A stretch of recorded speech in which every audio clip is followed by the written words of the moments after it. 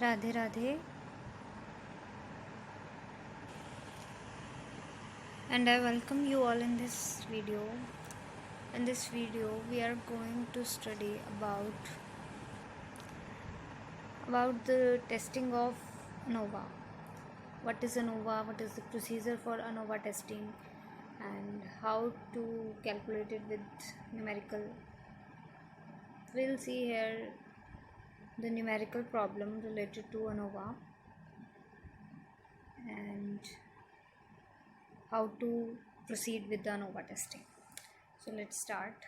It is ANOVA test, procedure and example. So ANOVA कब हम use करते हैं? जब हमारे पास सैम्पल्स जो हैं वो greater than 2 sample, more than 2 samples के लिए। अब तक हमने जितने भी टेस्ट किए हैं वो 2 सैम्पल्स का मीन टेस्टिंग हो गया, उनका प्रोपोर्शन हो गया, ये सारा हमने टेस्ट किया। लेकिन अनोवा में हम क्या करते हैं, जब हमारे पास सैम्पल्स जो हैं वो ग्रेटर दैन 3 हो, ठीक है, ग्रेटर दैन इक्वल टू 3 हो, जब 3 सैम्पल्स आ जाएं या 3 से ज़्यादा सैम्पल्स आ जाएं, तब हम अनोवा टेक्निक यूज़ करते हैं। और ये जो अनोवा टेस्टिंग है पैरामीट्रिक मेथड है, मतलब इसमें हमें पैरामीटर्स यूज़ करने हैं। पैरामीट्रिक टेस्ट वही होगा जिसमें हम पैरामीटर्स यूज़ करेंगे, और नॉन पैरामीट्रिक टेस्ट वो जिनमें हम पैरामीटर्स यूज़ नहीं करते, जिनमें हमें पैरामीटर्स की ज़रूरत नहीं होती, वो हमारे नॉन पैरामीट्रिक टेस्ट होते हैं। तो अनोवा जो है वो पैरामीट्रिक टेस्ट है, तो इसमें हमें पैरामीटर्स मतलब म्यू और सिग्मा जो है वो लेकर चलने पड़ेंगे, ठीक है। So will discuss the ANOVA procedure using the 5 step approach. तो अनोवा में हमेशा जो हम डिस्कस करेंगे यहाँ पे वो 5 स्टेप अप्रोच डिस्कस करेंगे, मतलब 5 स्टेप्स में हम अनोवा टेबल को कंप्लीट करेंगे, अनोवा टेस्टिंग को कंप्लीट करेंगे, ठीक है। क्योंकि टेस्टिक हमें निकालना है, क्योंकि अनोवा में भी हमें टेस्टिंग तो करनी है हाइपोथेसिस की अपनी, तो वहाँ पे टेस्टिक निकालना पड़ेगा। तो अनोवा टेबल हम बनाएंगे, उस टेबल के अकॉर्डिंग हमारा टेस्टिक निकल आ जाएगा,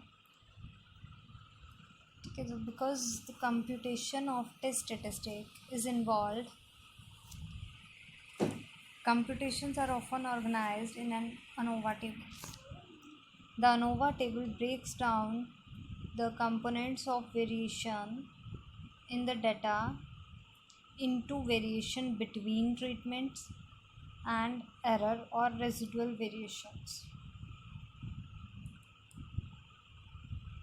जो यहाँ पे हम अनोवा टेबल करेंगे, अनोवा टेबल, तो वहाँ पे हम अपने कंपोनेंट्स को इस हिसाब से स्प्लिट करेंगे कि वो ट्रीटमेंट्स और एरर के अलग अलग पार्ट्स को स्पेसिफाई करेगा। मतलब ट्रीटमेंट्स के अलग वेरिएशन आएंगे, हमारे एरर के हमारे अलग अलग चांसेस होंगे, ठीक है। तो अलग अलग वैल्यूज़ होंगी हमारी ट्रीटमेंट्स की और एरर की। Statistical computing packages also produce ANOVA table as a part of their standard output for ANOVA, and the ANOVA table is set up as follows. तो ANOVA table को आप किसी सॉफ्टवेयर में भी फाइंड आउट कर सकते हो, कोई भी SPSS या ग्राफ पैड जो भी है आपके पास, तो उसमें से आप ANOVA निकाल सकते हो अपनी वैल्यूज़ को पुट करके, अपने डाटा को रख के उसमें से वैल्यूज़ निकाल सकते हो। तो जो अनोवा टेबल है, अनोवा हमें क्या स्पेसिफाई करेगा, एक तो 3 ग्रुप्स होने चाहिए हमारे पास अनोवा में, 3 या 3 से ज़्यादा ग्रुप्स, ठीक है। 3 या 3 से ज़्यादा ग्रुप्स को जब हमें कंपेयर करना हो, 3 या 3 से ज़्यादा ग्रुप को हमें कंपेयर करना हो, तो वहाँ पे हम अनोवा टेक्निक यूज़ करते हैं। अब तक हमने जो ग्रुप्स किए हैं उसमें हम 2 सैम्पल्स उठाते हैं, एक पॉपुलेशन में से, मतलब 2 सैम्पल्स उठाएंगे, उनको कंपेयर करेंगे, तो वहाँ पे टी टेस्ट, जेड टेस्ट हमने ये सब किए हैं, ठीक है। लेकिन अगर 3 ग्रुप्स आ जाएं तो वहाँ पे हम अनोवा यूज़ करते हैं। अनोवा की फुल फॉर्म क्या होगी, अनोवा की फुल फॉर्म होती है एनालिसिस ऑफ वेरिएंस। अब नाम इसका वेरिएंस में आ रहा है कि एनालिसिस ऑफ वेरिएंस, लेकिन हम कंपेयर इसमें करेंगे मीन्स, कंपेयर हम इसमें मीन्स को करते हैं। नाम इसका वेरिएंस के नाम पे है, लेकिन कंपेयर हम इसमें मीन्स करते हैं। 3 ग्रुप्स के मीन को कंपेयर करते हैं।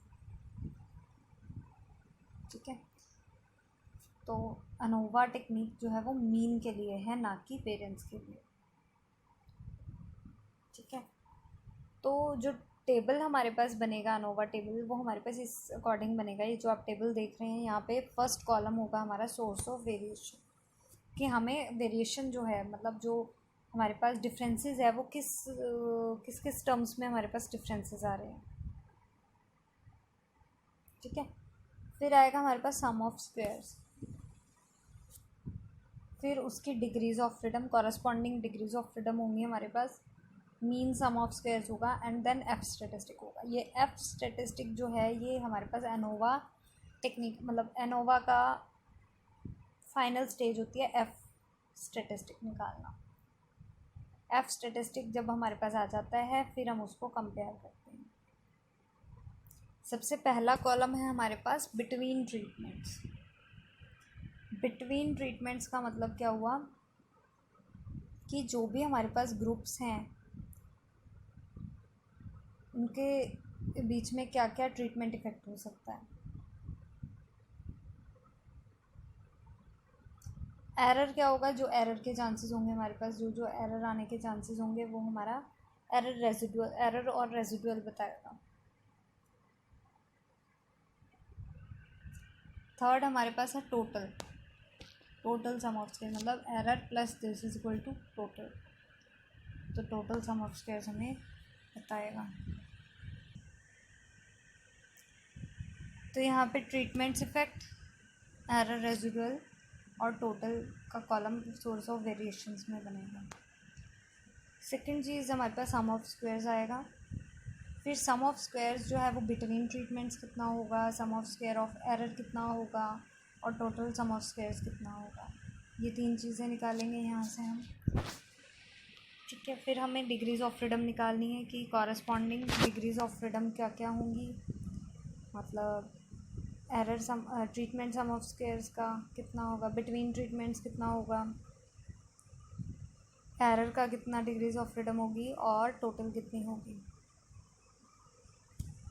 ठीक है, फिर मीन सम ऑफ स्क्वायर्स निकालना है बिटवीन ट्रीटमेंट्स और एरर रेजिडुअल, और फिर हम एफ टेस्ट पे जाएंगे, मतलब एफ रेशियो निकालेंगे, जो हमारा लास्ट स्टेप बनेगा एफ स्टैटिस्टिक फाइंड करना फॉर अनोवा टेबल।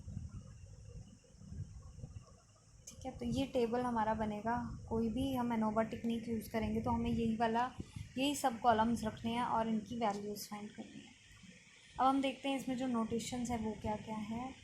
जहाँ पे हमारे पास x जो है वो इंडिविजुअल ऑब्जर्वेशन है, जो यहाँ पे x आप देख सकते हो इस टेबल में। ये जो x आपको दिख रहे हैं, समेशन एक्स जे माइनस एक्स बार का होल स्क्वायर।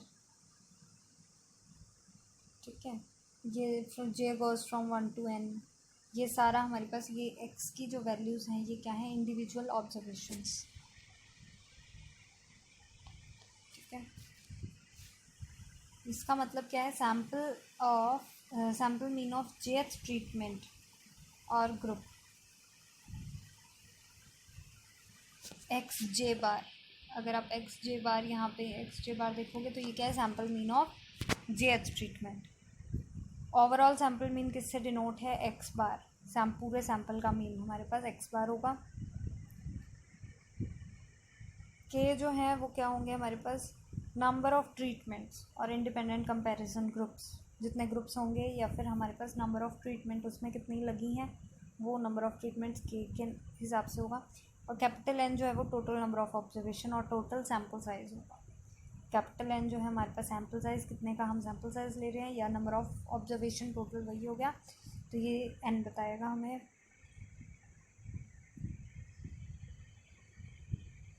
ठीक है, तो ये चीज़ ये इसके वो हो गए कि एक्स जे बार जब हम लेके चलेंगे वो जेथ ट्रीटमेंट का मीन होगा। एक्स बार जो है वो हमारे पास ओवरऑल सैम्पल मीन होगा। एक्स जो है वो इंडिविजुअल ऑब्जर्वेशंस होंगी, के जो है वो नंबर ऑफ ट्रीटमेंट्स होंगे, और एन जो है वो नंबर ऑफ ऑब्जर्वेशंस या टोटल सैम्पल साइज़ होगा। तो इसके अकॉर्डिंग हमें वैल्यूज़ निकालनी है। तो सबसे पहली चीज़ जो हम एनोवा टेबल में करते हैं, so ANOVA table is above is organized as follows. So first column में हमारे पास क्या टाइटल है, source of variation and it defines the between treatments and error residual variation. The total variation is the sum of between treatments and error variation. जब आप यहाँ पे देखोगे फर्स्ट कॉलम में हमारे पास क्या आया, बिटवीन ट्रीटमेंट्स, एरर ट्रीटमेंट्स। तो total is equal to error plus between treatments. तो ये जो फर्स्ट कॉलम है, सोर्स ऑफ वेरिएशन किसके अकॉर्डिंग आ रही है, बिटवीन ट्रीटमेंट्स के अकॉर्डिंग आ रही है या एरर के अकॉर्डिंग वेरिएशन आ रही है। तो वो टोटल जो है वो क्या हो जाएगा, टोटल वेरिएशन किसके अकॉर्डिंग आ सकती है, एरर प्लस बिटवीन ट्रीटमेंट्स। तो ये हम फर्स्ट कॉलम हमने बनाया इसके अकॉर्डिंग। सेकेंड कॉलम क्या है, is entitled as sum of squares. The sum of squares, second column में फर्स्ट चीज़ आया सम ऑफ स्क्वायर्स, टाइटल उसका है सम ऑफ स्क्वायर। अब सम ऑफ स्क्वायर जो है जो हमने सोर्स ऑफ वेरिएशन ली थी, सोर्स ऑफ वेरिएशन थी हमारी बिटवीन ट्रीटमेंट्स और एरर, तो उसके कॉरस्पॉन्डिंग सम ऑफ स्क्वायर आएगा बिटवीन ट्रीटमेंट और sum of square due to error, तो उसके अकॉर्डिंग सम ऑफ स्क्वायर्स भी बनेगा। तो sum of square between treatments, first क्या होगा, the between treatment sum of squares या sum of squares between treatments is equal to, कैसे उसका फॉर्मूला क्या बनेगा, sum of square between treatment is equal to summation n j x j bar minus x bar का whole square. ठीक है, जेएथ treatment, जो भी हम जेएथ ट्रीटमेंट लेकर चल रहे हैं,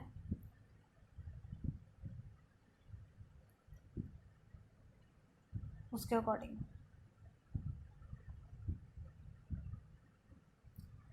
and is computed by summing the square differences between each treatment.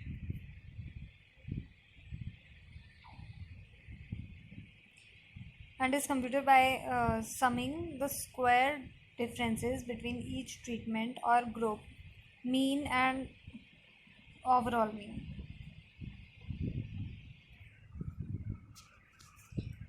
मतलब दोनों के मीन्स का डिफरेंस, ट्रीटमेंट जेएथ ट्रीटमेंट के मीन का डिफरेंस और ओवरऑल मीन के डिफरेंस का स्क्वायर करना है हमको। जेएथ ट्रीटमेंट पे जो मीन निकल के आया आपका माइनस ओवरऑल मीन का होल स्क्वायर।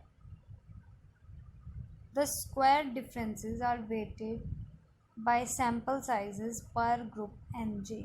हर एक ग्रुप के अकॉर्डिंग जो जो उसका सैम्पल साइज होगा उसको उससे मल्टीप्लाई करेंगे और फिर उसका सम करेंगे। तो ये हमारा बन जाता है sum of square between treatments, मतलब ट्रीटमेंट्स के बीच में कितना डिफरेंसेस हैं। तो ट्रीटमेंट माइनस ओवरऑल मीन का स्क्वायर इनटू में एन जे। ठीक है, तो ये हमारा फॉर्मूला बना। एरर सम ऑफ स्क्वायर्स क्या निकल के आएगा, एरर सम ऑफ स्क्वायर कितना निकल के आएगा हमारे पास, sum of square due to error. अब एरर किसी भी तरह हो सकती है, एक्स माइनस जेएथ ट्रीटमेंट का मीन का होल स्क्वायर। ठीक है, तो एरर सम ऑफ स्क्वायर्स क्या होगा, double summation x minus x j bar का होल स्क्वायर। अब यहाँ डबल समेशन क्यों आया, क्योंकि यहाँ पे दो वैल्यूज़ के ऊपर सम करना है। ठीक है, and is computed by summing the difference square differences. तो and is sum of square due to error is computed by summing the square differences between each observation and its mean. हर एक observation का उसके mean से difference करके उसका square करना, ठीक है। That is the square differences between each observation in group 1 and group 1 mean. अब जैसे 3 ग्रुप्स हैं, 3 ग्रुप्स का हर एक ऑब्जर्वेशन होएगी और उनका एक फाइनल मीन होगा। तो इस ग्रुप का इस मीन के साथ, इस ऑब्जर्वेशन का भी इसी मीन के साथ, इस ऑब्जर्वेशन का अपने अपने मीन के साथ डिफरेंसेस। ऐसे ही ये 4 ऑब्जर्वेशन हैं, इनका भी एक मीन होगा, इसको इसके साथ डिफरेंस इसका, इसके साथ डिफरेंस इसका, इसके साथ ये सब का डिफरेंस हो जाएगा। ऐसे ही इसमें भी जितनी ऑब्जर्वेशंस हैं उनका भी अलग मीन होगा। तो इस ऑब्जर्वेशन का इसका मीन, इस ऑब्जर्वेशन का मीन, तो अपने अपने मीन्स के साथ डिफरेंस करके फिर उनको ऐड करना है, ठीक है। The square differences between each observation in group 2 and group 2 mean and so, जितने भी आपके ग्रुप्स होंगे उसके अकॉर्डिंग आपको उन ग्रुप्स की ऑब्जर्वेशंस का उसी ग्रुप के मीन के साथ आपको डिफरेंस करके स्क्वायर करना। अब यहाँ पे डबल समेशन दिख रहा है आपको। ये डबल समेशन क्यों बोला है इन्होंने? Indicates the sum of square differences within each treatment, ठीक है। अब देखिए ये 3 ग्रुप्स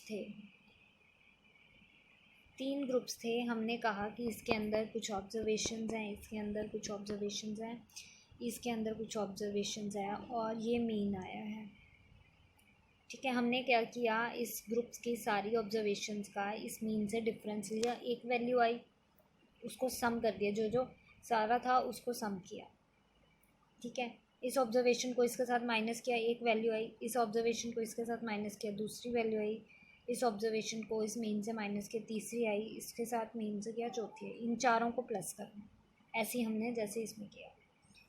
फिर ऐसे ही यही प्रोसीजर हमने इस थर्ड ग्रुप में अप्लाई किया और जो वैल्यूज़ आई उनको प्लस किया, तो आपके पास 3 वैल्यूज़ इकट्ठी हो गई है। तो ये फर्स्ट समेशन जो था, फर्स्ट समेशन इस वर्टिकल वाले जो टोटल के लिए था, ठीक है। ये जो सेकंड समेशन है उसमें ये जो 3 वैल्यूज़ आई हैं इनको आपस में प्लस करना है, ठीक है। तो ये 3 वैल्यूज़ आपको जो आई हैं, ये तीनों को एक बार प्लस करोगे तो आपको एक सिंगल वैल्यू मिल जाएगी।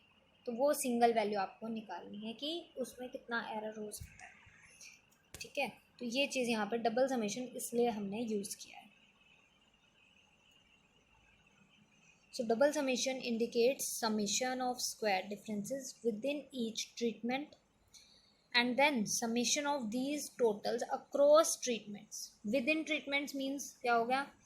Within treatments मतलब vertical जा रहे हो।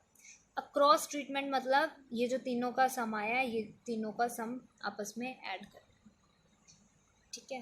तो ये चीज़ आपको करनी है to produce a single value, ठीक है। अब हम एग्जाम्पल देखेंगे, उसमें आपको पता चलेगा कि कैसे हम कह रहे हैं कि क्या हमें करना है क्वेश्चन में। लास्ट चीज़ हमने 3 चीज़ें निकाली। लास्ट चीज़ हमारे पास आई कि टोटल सम ऑफ स्क्वायर्स क्या होगा। Total sum of square last में हमें निकालना है। टोटल सम ऑफ स्क्वायर जब हम करेंगे तो टोटल सम ऑफ स्क्वायर क्या हो जाएगा? Double summation x minus x बार मीन्स ओवरऑल मीन का होल स्क्वायर, ठीक है। यहाँ पे भी आप डबल समेशन देख रहे हैं तो यहाँ पे भी 2 वैल्यूज़ पे सम होगा। टोटल समेशन कैसे निकलेगा, sorry total sum of square कैसे निकलेगा? It is computed by summing the square differences between each observation and overall sample mean, जैसे हमने अभी किया था, ठीक है। हर एक सैम्पल, जो भी सैम्पल हैं हमारे पास ऑब्जर्वेशंस हैं, उनके मीन के साथ, ठीक है। इसको मीन से माइनस करना है, उसका स्क्वायर करना है, इनको मीन से माइनस करना है, उनका स्क्वायर करना है, इनको मीन से माइनस करना है और उनका स्क्वायर करना है, और फिर उन सबको ऐड करना है, ठीक है। In an ANOVA data are organised by comparison और ट्रीटमेंट ग्रुप्स। जब भी हम अनोवा यूज़ करते हैं वहाँ पे हमारा कंपेयर करते हैं मीन्स को और ट्रीटमेंट ग्रुप्स में उसको कन्वर्ट कर देते हैं डाटा को, मतलब ट्रीटमेंट ग्रुप्स बना देते हैं उनके। If all of the data were pooled into single sample, अगर हम सारे डाटा को पूल करके एक सिंगल सैम्पल बना दें, मतलब सारे डाटा को कंबाइन कर दें, जैसे इसमें कितनी ऑब्जर्वेशंस थी, इसमें कितनी ऑब्जर्वेशंस थी और इसमें कितनी ऑब्जर्वेशंस थी, सबको एडअप करके एक सिंगल सैम्पल उनमें से बना दें, तो SST would reflect the numerator of the sample variance computed on the pooled or total sample. तो वहाँ पे हमारा न्यूमरेटर जो है वो पूल्ड सैम्पल के अकॉर्डिंग चेंज हो जाएगा। ठीक है, तो SST does not figure into the F statistic directly. SST मतलब total sum of squares, total sum of squares is equal to sum of square between treatments plus sum of square due to errors. Thus if the two sum of squares are known, अगर आपको तीनों में से कोई भी दो सम of squares पता है तो आप तीसरा उनको माइनस करके निकाल सकते हो। ठीक है, सपोज आपको टोटल सम ऑफ स्क्वायर पता है और बिटवीन ट्रीटमेंट्स पता है, तो आप sum of square due to error निकाल सकते हो इन दोनों को माइनस करके। ऐसे ही अगर आपको TSS पता है और SSE पता है तो आप इन दोनों को माइनस करके सम ऑफ स्क्वायर बिटवीन ट्रीटमेंट्स निकाल सकते हो। और अगर आपको बिटवीन और एरर वाले पता है तो आप टोटल सम ऑफ स्क्वायर्स निकाल सकते हो। तो इन तीनों में से किसी दो की ज़रूरत है, आप दो फाइंड करो, कोई दो फाइंड आउट कर सकते हो, आप तीसरा माइनस करके निकाल सकते हो।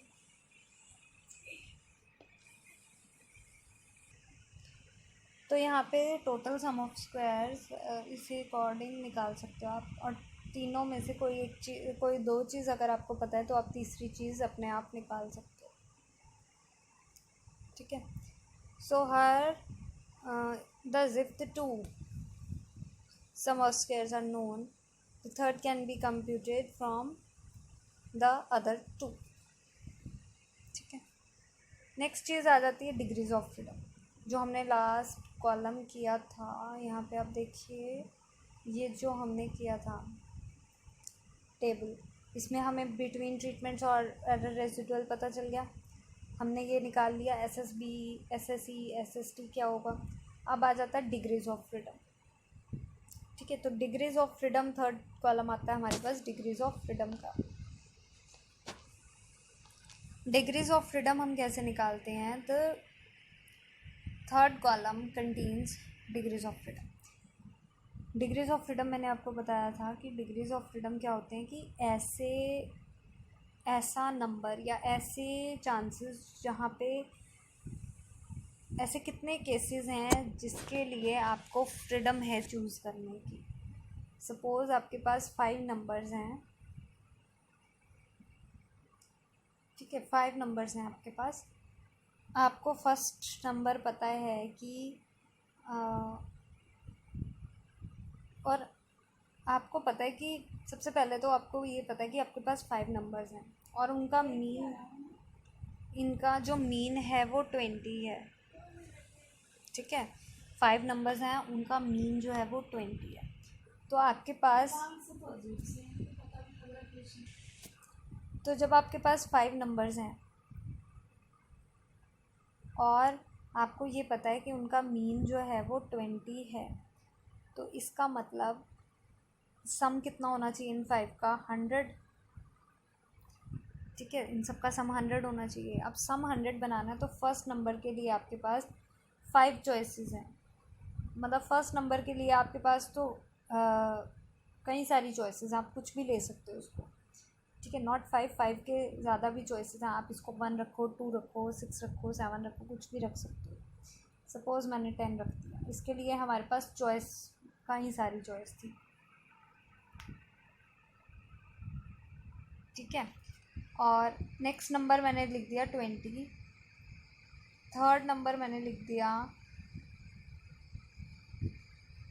50, नेक्स्ट नंबर मैंने लिख दिया 5,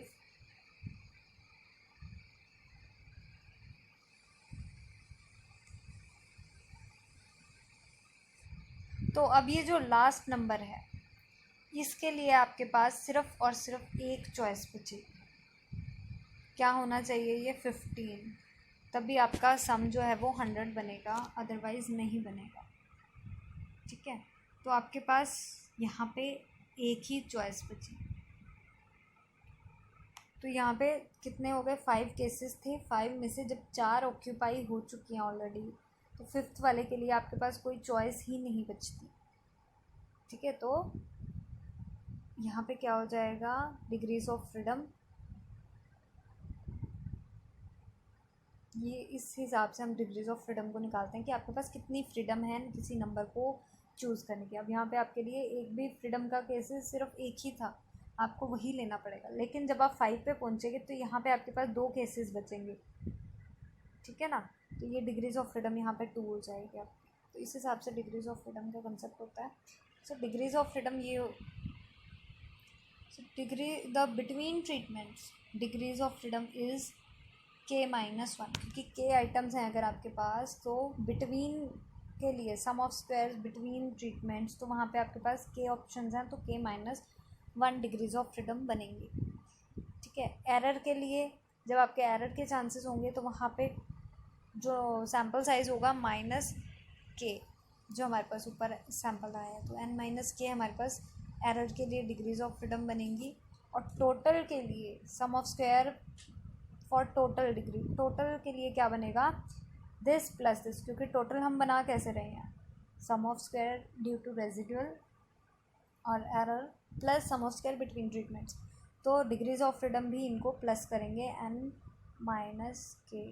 तो ये k से k आप देखोगे कैंसिल हो जाएगा, और n-1 total sum of square के लिए n-1 डिग्रीज ऑफ फ्रीडम बनेंगी। ठीक है, 4th कॉलम, लास्ट कॉलम आता है हमारे पास मीन सम ऑफ स्क्वायर। जब आप मीन सम ऑफ स्क्वायर्स करोगे वहाँ पे which are computed by dividing the sum of squares by the degrees of freedom row by row, तो जो भी आपके पास 4th कॉलम होगा mean sum of square, mean sum of squares मतलब मीन सम ऑफ स्क्वायर्स का sum of squares को divide करते हैं हम जब डिग्रीज ऑफ फ्रीडम से, तो वो बनता है हमारा मीन सम ऑफ स्क्वायर। ठीक है, sum of square divide by degrees of freedom. अब सम ऑफ स्क्वायर्स किस किस के लिए था हमारे पास? बिटवीन ट्रीटमेंट्स और ड्यू टू एरर्स।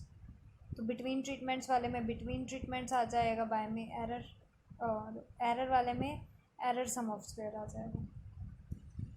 ठीक है, तो ये चीज़ हो गया कि the 4th column contains mean squares which are computed by dividing sum of squares by degrees of freedom row by row, specifically MSB मतलब mean sum of square between treatments is equal to sum of square between treatments upon k-1, क्योंकि इसके corresponding degrees of freedom कितनी थी? k-1।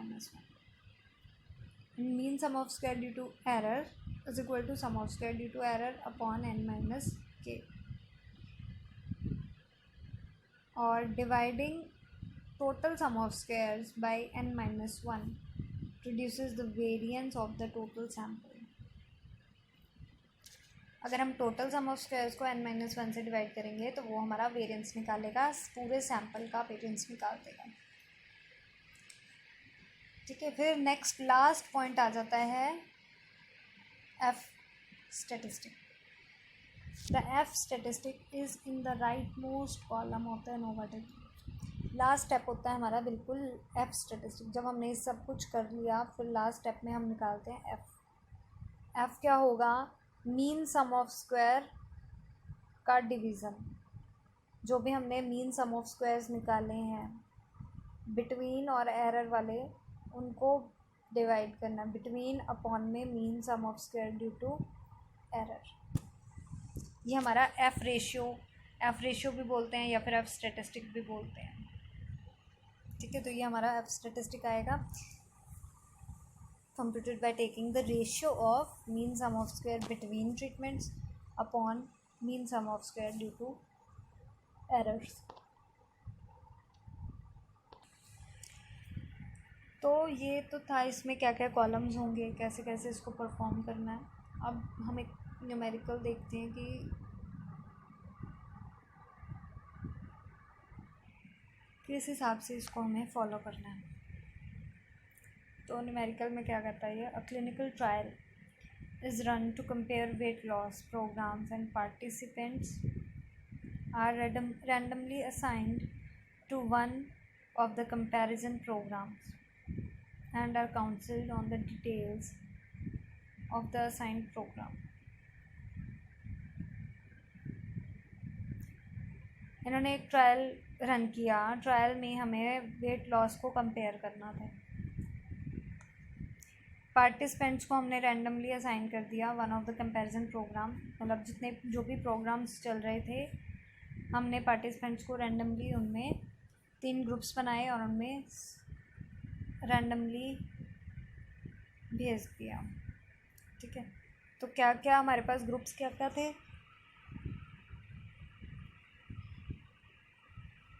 Participants follow the assigned program for 8 weeks. 8 weeks के लिए program चला। The outcome of interest is weight loss defined as the difference in weight measured at the start of the study and weight measured at the end of the study.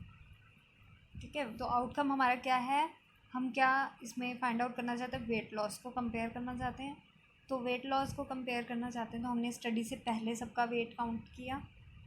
ठीक है, record बनाया सबका, जितने भी participants थे कि wait programme start होने से पहले उनका कितना वेट है।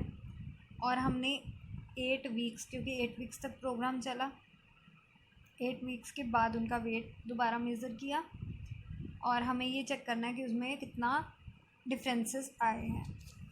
ठीक है, तो यहाँ पे इन्होंने 3 popular weight loss programs are considered. First is low calorie diet, second is low fat diet. कई कुछ 3 पार्टिसिपेंट में इन्होंने 3 ग्रुप्स में पार्टिसिपेंट्स को भेजा गया।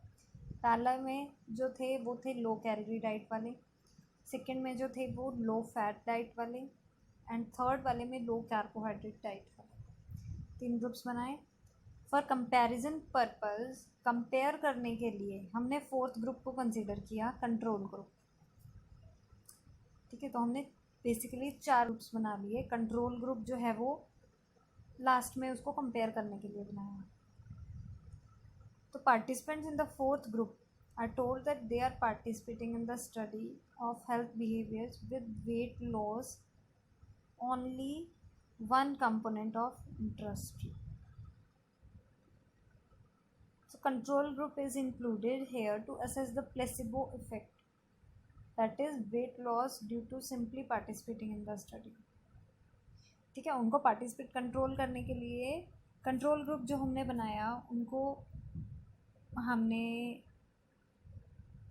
प्लेसिबो की हेल्प से उनकी स्टडी करी। ठीक है, बस का मतलब उनका ग्रुप बना दिया, उनको कोई ट्रीटमेंट नहीं दी हमने, उनको बिना ट्रीटमेंट के हमने ये देखना चाहा कि उनमें कितना वेट लॉस होता है। ठीक है,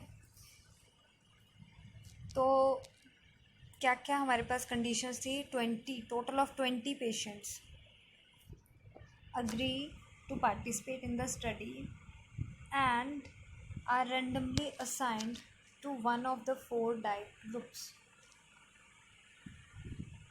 Weights are measured at the baseline and patients are counseled on the proper implementation of assigned diet with the exception of control group.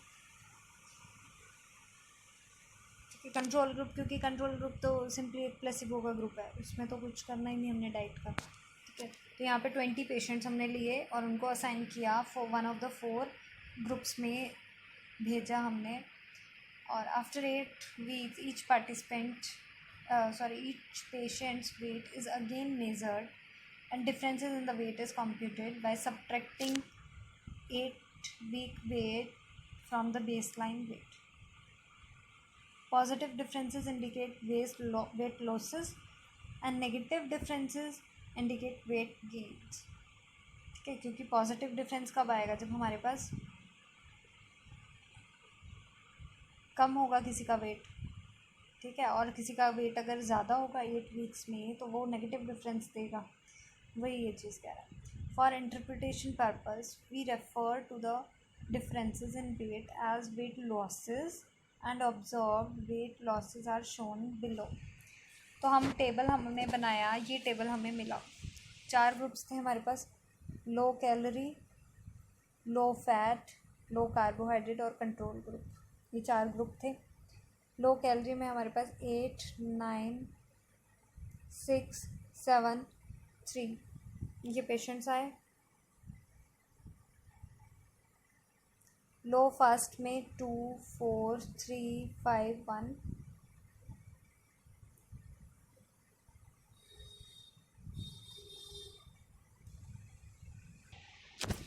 ठीक है, तो लो ग्रुप में हमने क्या बनाया, लो कैलोरी ग्रुप हो गया हमारे पास, ये हमारे पास इसकी एंट्रीज़ आई, लो फैट की एंट्रीज़, लो कार्बोहाइड्रेट की और कंट्रोल ग्रुप की एंट्रीज़ हमने रिकॉर्ड कर ली। फिर हमने स्टेप 1 में अपना नल हाइपोथेसिस और अपना अल्टरनेटिव हाइपोथेसिस सेटअप किया। नल हाइपोथेसिस हम जब भी लेते हैं, हम लेते हैं कि हाइपोथेसिस ऑफ नो डिफरेंस।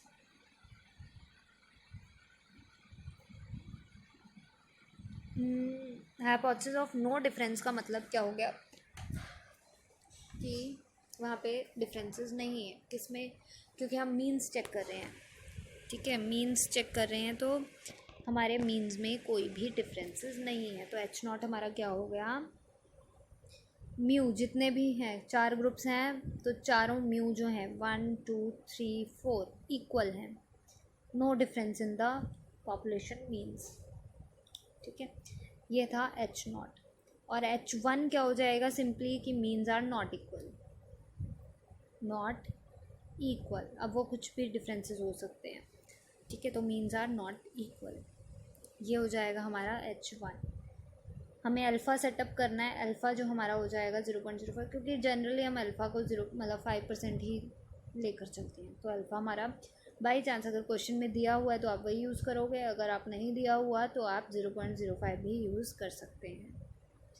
ठीक है, तो आप ये 5% यूज़ करेंगे अल्फ़ा। नेक्स्ट स्टेप हो जाएगा अप्रोप्रिएट टेस्ट स्टैटिस्टिक। तो यहाँ पे क्योंकि अनोवा, क्योंकि 4 ग्रुप्स हैं, ग्रुप्स ज़्यादा हैं, 3 से ज़्यादा हैं, तो अनोवा टेस्टिंग यूज़ करेंगे। अनोवा टेस्टिंग यूज़ करेंगे तो एफ स्टैटिस्टिक आएगा। एफ स्टैटिस्टिक आएगा तो एफ़ को हमें निकालना पड़ेगा। ठीक है, तो अनोवा टेस्टिंग हमें यूज़ करनी है, अनोवा टेस्टिंग हमें लगानी है। तो अनोवा लगानी है तो हमें सबसे पहले तो डिग्रीज ऑफ फ्रीडम पता होनी चाहिए चारों ग्रुप्स की। ठीक है, so appropriate critical value can be found in the table of probabilities for the F distribution. In order to determine the critical value of F, we need to find the degrees of freedom. तो first one, जो first group है उसमें K-1 होगा। ठीक है, second group है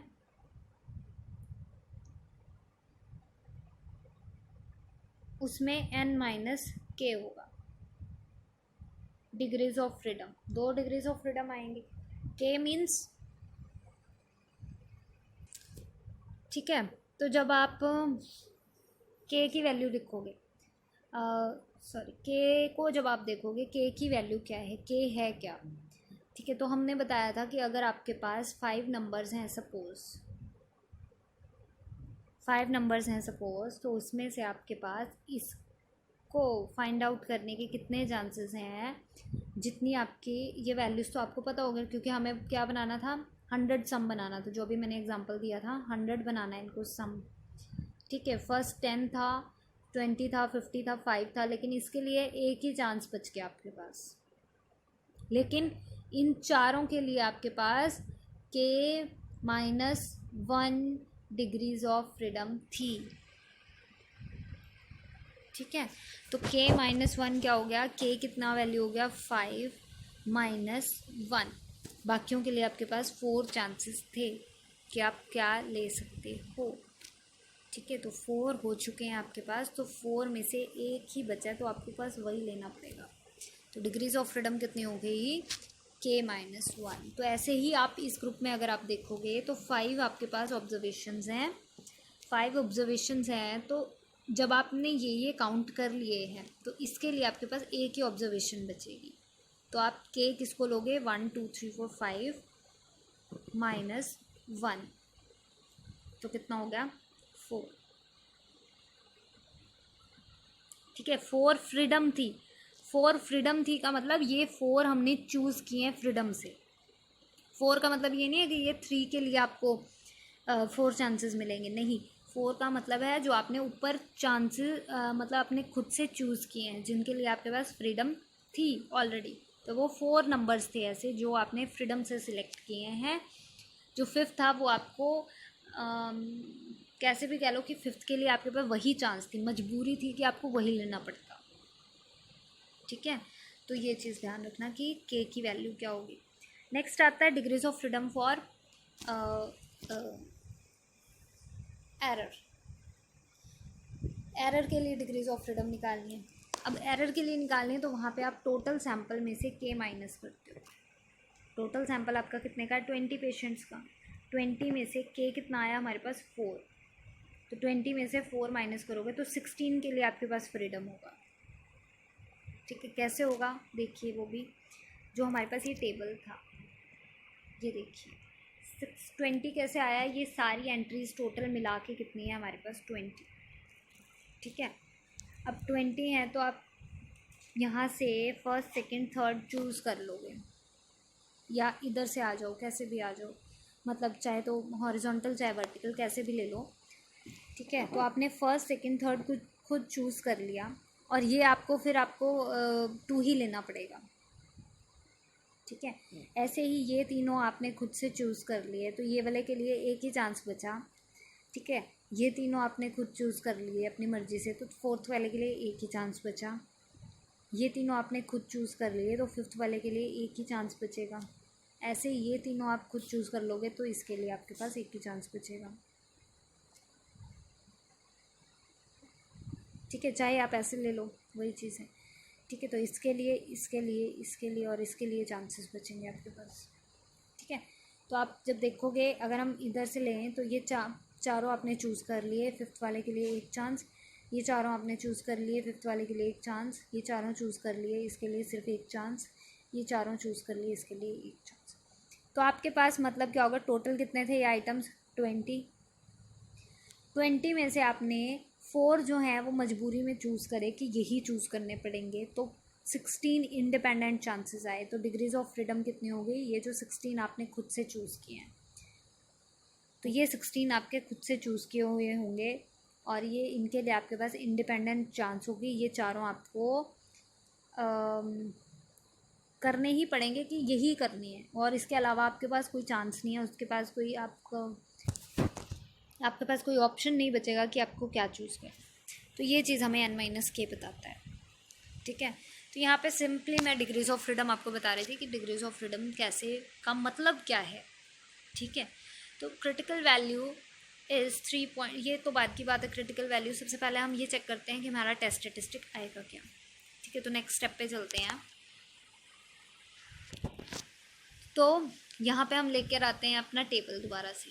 अब ये क्या कहता है, सबसे पहले हम to organise our computations we complete the ANOVA table। in order to compute the sum of squares we must first compute the sample means, क्योंकि हमें sample means में से माइनस करना है, sample means को माइनस करना है, तो x बार पता होना चाहिए हमें सबसे पहला।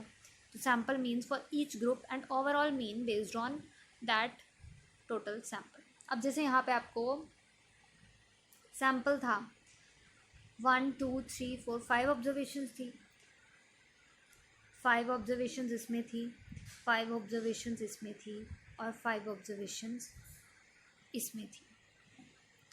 ठीक है, तो हम क्या करेंगे यहाँ पे n इज इक्वल टू, सबसे पहले इनका मीन निकालेंगे, ग्रुप का मीन। जो जो ग्रुप हमने बनाए हैं उन ग्रुप्स का अलग अलग मीन। तो जो भी ऑब्जर्वेशन थी ऐड करके डिवाइड बाय 5 करोगे, जो भी ऑब्जर्वेशन थी ऐड करके डिवाइड बाय 5 करोगे, इसमें जो ऑब्जर्वेशंस थी डिवाइड करके ऐड करके डिवाइड बाय 5 करोगे, और इसमें जो ऑब्जर्वेशन थी ऐड करके डिवाइड बाय 5 करोगे। सबसे पहला स्टेप हमने ये ग्रुप मीन निकालना है, इसको बोलते हैं ग्रुप मीन, क्योंकि एक ग्रुप का मीन निकाल रहे हैं हम, एक ग्रुप का मीन निकाल रहे हैं। ठीक है, तो ये होगा ग्रुप मीन। तो सबसे पहले हमने यही चीज़ किया है, एन की वैल्यू हमने ले ली, हर केस में 5 है, 5 ऑब्जर्वेशन हमने हर एक ग्रुप में डाली हैं। ग्रुप मीन क्या हो जाएगा, वो जो ऑब्जर्वेशन जितनी भी थी प्लस में 6 डिवाइड बाय 5। तो अलग अलग ग्रुप का हमारा अलग अलग मीन आ गया। 4 ग्रुप्स बनाए थे तो 4 मीन्स आ जाएंगे। ठीक है, if we pool all n is equal to 20 observations, 20 observations अगर हम पूल करते हैं, मतलब सबको सम करके, ओवरऑल मीन मतलब जो भी हमारा ग्रुप है, सपोज ये था हमारे पास टेबल, ग्रुप मीन हमने इस तरीके से निकाला, इन सबको ऐड करके divide by 5। Group pool mean क्या होगा, पूल मीन या ओवरऑल मीन क्या होगा, इन सबको ऐड करके डिवाइड बाय 20 करना है आपको, इन सबको ऐड करके डिवाइड बाय 20, ये ओवरऑल मीन बनेगा। ठीक है, तो आपको करना है कि आपको वैल्यूज़ निकालनी है। जब आप निकालोगे तो X bar is equal to 3.6 बन के आएगा। ठीक है, चलिए नेक्स्ट स्टेप, SSB निकालना है हमको। SSB मतलब बिटवीन, जब हम बिटवीन सम ऑफ स्क्वायर्स निकालेंगे तो वो क्या फॉर्मूला था हमारे पास, NJ summation NJ XJ minus x bar का होल स्क्वायर। अब NJ मतलब हर एक में अलग अलग n है, यहाँ पे तो हम 5 लेकर चल रहे हैं, लेकिन कई बार क्या होता है ग्रुप्स में एलिमेंट्स भी चेंज हो जाते हैं, क्या क्या पता यहाँ पे 5 हो, यहाँ पे 3 हो, यहाँ पे 2 हो, ऐसे ऑब्जर्वेशंस भी हो जाती हैं कई बार। तो यहाँ पे 5 हैं तो ये बाई चांस 5 आई हैं सेम, लेकिन कई बार अलग अलग भी हो जाती हैं, तो आपको n हर केस में अलग लेना पड़ेगा। तो समेशन ऑफ n इंटू में दिस, n इंटू में दिस, n इंटू में दिस, n इंटू में दिस, इन सब का सम। और ये 3.6 क्या है, ओवरऑल मीन। और ये क्या है, ये जो 6.6 ये हमारा क्या था, ग्रुप मीन। ग्रुप मीन में से ओवरऑल मीन माइनस करना है और उसका स्क्वायर करके उसको n से मल्टीप्लाई करें। ठीक है, फिर आप उसको सम करोगे, ये आपका sum of squares between treatments बन जाएगा। ठीक है जी, नेक्स्ट आ जाता है sum of square due to error. जब हम sum of square due to error निकालते हैं, इसमें हमें क्या चाहिए, computing the square differences between each observation and its group mean. हर एक ऑब्जर्वेशन और उसके ग्रुप मीन के बीच का डिफरेंस और उसका स्क्वायर। ठीक है, तो we will compute SSE in parts में कंप्यूट करेंगे, क्योंकि ग्रुप का उसके ग्रुप मीन से, हर एक ऑब्जर्वेशन का ग्रुप मीन से डिफरेंस है। तो अब यहाँ पे जो है हमारे पास 4 ग्रुप्स थे, तो 4 ग्रुप्स का अलग अलग निकलेगा। ठीक है ना, तो ये 4 ग्रुप्स का अलग अलग निकालना पड़ेगा हमें और फिर उनको ऐडअप करना है। तो यहाँ पे सबसे पहला ग्रुप जो हम लेकर चल रहे हैं, लो कैलोरी डाइट के ऑब्जर्वेशंस थी हमारे पास ये। अब इनका जो मीन आया था वो आया था 6.6, अगर आपको याद हो तो 8 माइनस 6.6, 9 माइनस 6.6, 6 माइनस 6.6 साइन के साथ, फिर 7 माइनस 6.6, 3 माइनस 6.6, ये वैल्यूज आएंगी और इसका स्क्वायर करना है आपको और फिर उसका टोटल करना है, स्क्वायर करने के बाद उसका टोटल। ठीक है, ये हमारा फर्स्ट कैलोरी के लिए निकला है कि लो कैलोरी वाले जो पर्सन थे उनमें क्या निकल के आया। नेक्स्ट हमारा है लो फैट वाले पर्सन 2, ये हमने इनका ओवरऑल मीन निकाला था 3, मतलब ओवरऑल नहीं, ग्रुप मीन हमने इनका निकाला था 3, सेकेंड ग्रुप का। तो 2 minus 3, 4 minus 3, 3 minus 3, 5 minus 3, 1 minus 3, तो ये हमारा इनका जो है डिफरेंस निकल गया है और इस डिफरेंस का स्क्वायर करना है। ठीक है जी, तो ये हमारे पास इनका स्क्वायर बन गया और इनको सम करेंगे तो 10 आ जाएगा, तो ये 10 बन गया आपके पास। ठीक है, नेक्स्ट ग्रुप लो कार्बोहाइड्रेट था। लो कार्बोहाइड्रेट में ये वैल्यूज़ थी और इनका जो ग्रुप मीन था वो 3.4 था। ठीक है, सिंपली इनको प्लस करके डिवाइड बाय 5 और इनको फिर माइनस किया, 3 minus 3.4, 5 minus 3.4, 4 minus 3.4, 2 minus 3.4, 3 minus 3.4 और फिर इनका स्क्वायर किया, ये वैल्यूज़ आ गई और इनका सम कर लिया, 5.4 आ गया। तो ये थर्ड ग्रुप था हमारा, थर्ड ग्रुप पे चला गया। अब लास्ट ग्रुप आ रहा है हमारा कंट्रोल ग्रुप। तो कंट्रोल ग्रुप आया तो ये हमारे पास कंट्रोल ग्रुप का वैल्यूज़ थी, इनका मीन आया था 1.2 ग्रुप मीन। तो 2 minus 1.2, 2 minus 1.2, -1 minus 1.2, 0 minus 1.2, 3 minus 1.2। ठीक है जी, ये ग्रुप्स आ गए, इनका स्क्वायर कर लिया हमने, स्क्वायर करने के बाद सम किया तो ये वैल्यूज़ आ गई 10.6। तो ये था हमारे पास, अभी हमने सिंगल समेशन, हमारे पास क्या था, double summation x minus x j bar का स्क्वायर, ये चीज़ थी फॉर्मूले में। हमने क्या किया, x1 first treatment, x2 second treatment, x3 third treatment, x4 fourth treatment. अभी हमने ये निकाला है सिर्फ। अब हम समेशन करेंगे किसका, ये जो आए हैं हमारे पास, जो वैल्यूज़ आई हैं 4, इनको सम करेंगे, ये जो वैल्यूज़ आई हैं, ठीक है, इनको सम करेंगे। तो ये हमारे पास बन गया, सॉरी, तो 4 ग्रुप्स का अलग अलग हमने समेशन निकाला। अब हमें क्या करना है, ये जो वैल्यूज़ आई हैं इनको ऐड अप करना है। 21 हो गया, ये 10 हो गया लो फैट वाला, 5.4 हो गया, ठीक है, और 10.6 हो गया। तो ये क्या हो गया, 21, 10, आई थिंक 5.4 और 10.6, ये वैल्यूज़ को ऐडअप करना है हमको, ठीक है। तो जब इनको ऐड करेंगे तो हमारे पास ये टेबल में बन जाएगा, क्या क्या वैल्यूज़ आई। सबसे पहले तो sum of squares, between sum of square between treatments और sum of square due to error, ठीक है। तो ये आ गया सम ऑफ स्क्वायर 75.8। 75.8 कैसे आया हमारे पास, ये देख सकते हो आप इसको, जब आप ये 75.8 आपका आया था sum of square due to between treatment 75.8, ठीक है। ये हमने फिलअप कर दिया 75.8। नेक्स्ट 47.4, जब आप एरर वालों को ऐड करोगे वो आपका 47.8 बनेगा, ठीक है, और इनको टोटल करोगे तो ये आपका टोटल बन जाएगा, ठीक है। तो ये आपको निकल जाएगा, ठीक है। नेक्स्ट चीज़, इनकी degrees of freedom. Degrees of freedom हमने बनाई थी, इसकी 3 थी, इसकी 16 थी, और इन दोनों को ऐड करोगे तो 19 इसकी हो जाएंगी, ठीक है। ये चीज़ आ गया। मीन सम ऑफ स्क्वायर जब हम निकालेंगे, मीन सम ऑफ स्क्वायर्स,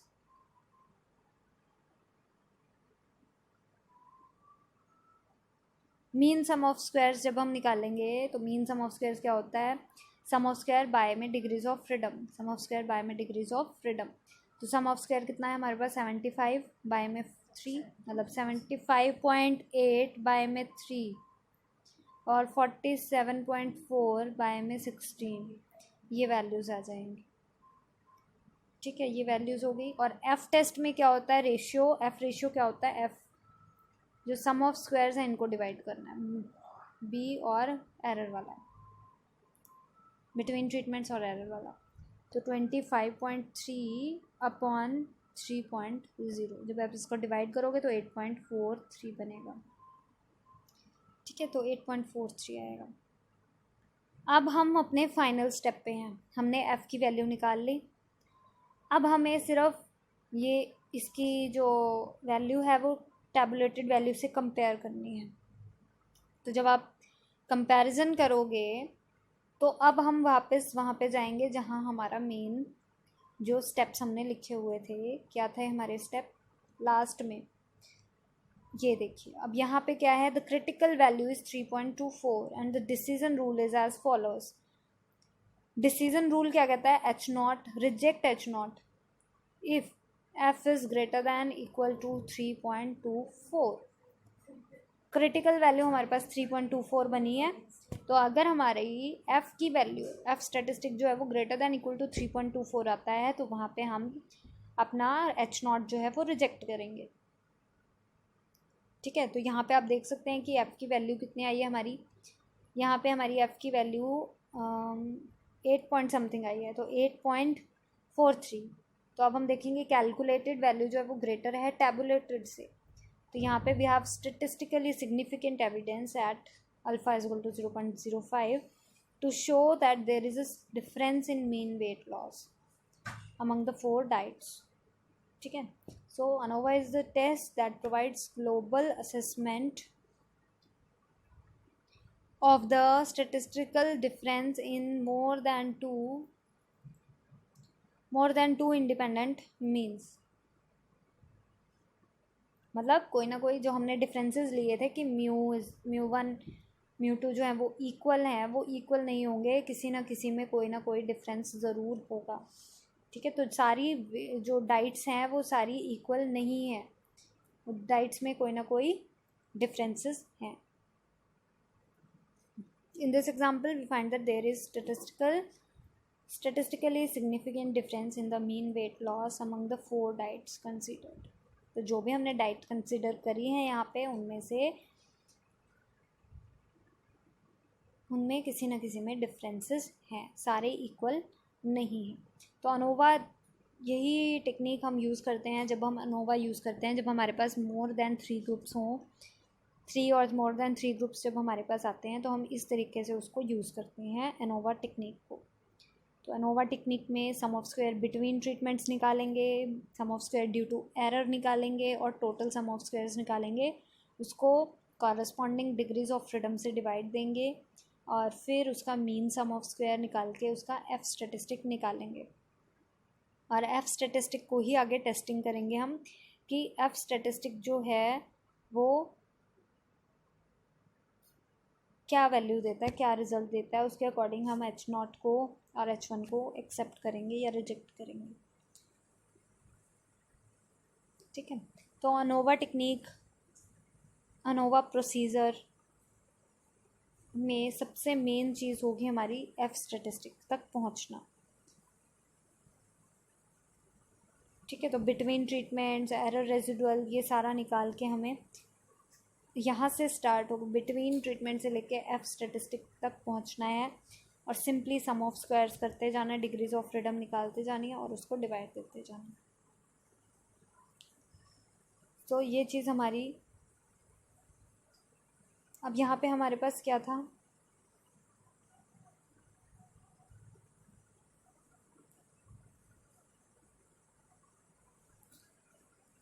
कि यहाँ पे हम क्रिटिकल वैल्यू जो है, एक चीज़ क्रिटिकल वैल्यू जो है वो हम टेबल में से देखेंगे, एफ़ टेबल में से, एफ़ टेबल यूज़ करेंगे और एफ़ टेबल में से हम क्रिटिकल वैल्यू देखकर पता लगाएंगे कि हमारा इस डिग्री ऑफ फ्रीडम पे इतनी क्रिटिकल वैल्यू होगी। ठीक है,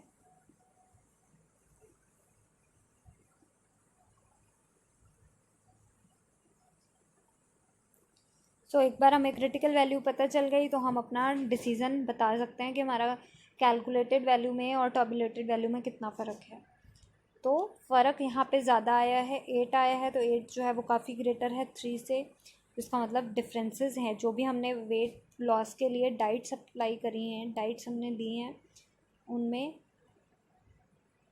सिग्निफिकेंट डिफरेंस है at alpha level of significance पे।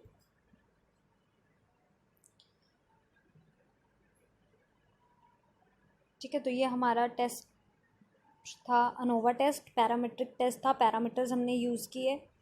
ठीक है, मीन हो गया, वेरिएंस हो गया, तो नाम इसका भले ही एनालिसिस ऑफ वेरिएंस है,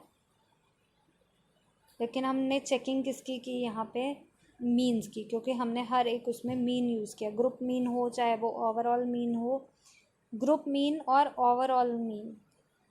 ठीक है, तो ग्रुप मीन्स और ओवरऑल मीन्स को लेकर हमने इसकी टेस्टिंग की। ठीक है, एनालिसिस ऑफ, नाम इसका वेरिएंस है, एनालिसिस ऑफ वेरिएंस, लेकिन हमने टेस्टिंग किसकी करी, मीन्स की। तो मीन टेस्टिंग है ये, testing of mean, comparison of comparison of means using ANOVA। ठीक है, तो आप इसको 1 वे और 2 वे क्लासिफिकेशन में भी ले सकते हो। 1 वे ANOVA, 2 वे ANOVA भी बना सकते हो। ठीक है, तो this was all about today's video and Radhe Radhe.